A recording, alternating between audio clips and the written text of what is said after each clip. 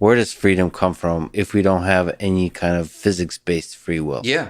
And so the idea follows naturally from all that we've been talking about. Let's make the assumption that all there is in the physical universe is stuff governed by laws. We may not have those laws, may not know what the fundamental stuff is yet, but everything we know in science points in the direction that it's physical stuff governed by universal laws.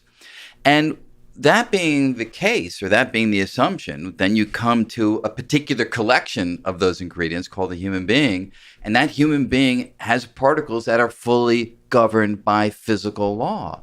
And when you then recognize that every thought that we have, every action that we undertake is just the motion of particles.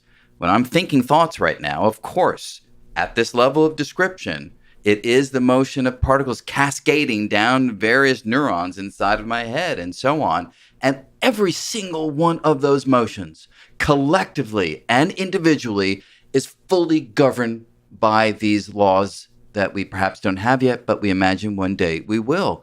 That leaves no opportunity for any kind of freedom to break free from the constraint of physical law.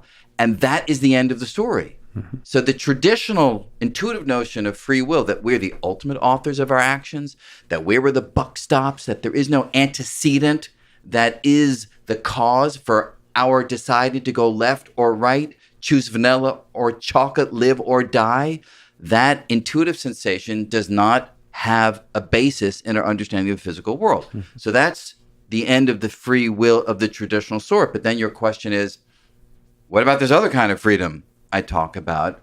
And the other kind of freedom, if you focus on it intently, I think is actually the true version of freedom that we feel. And that freedom is this.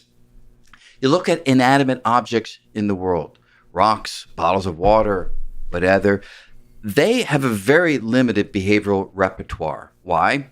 Their internal organization is too coarse for them to do very much, right? You try to have a conversation with a glass of water, you send sound waves, it doesn't do much. It may vibrate a little bit, but the repertoire of responses are incredibly limited. Mm-hmm.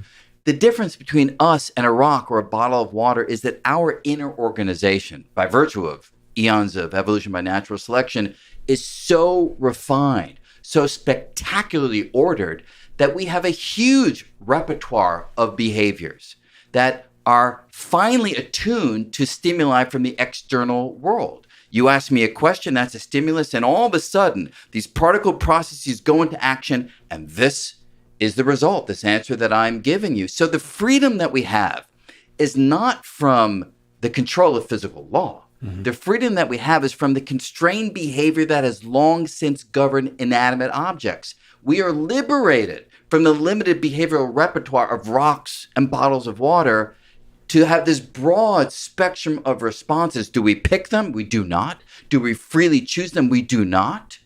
But yet we have them, and we can marvel at those behaviors, and that's the freedom that we have. The complexity and the breadth of that repertoire is where the freedom emerges.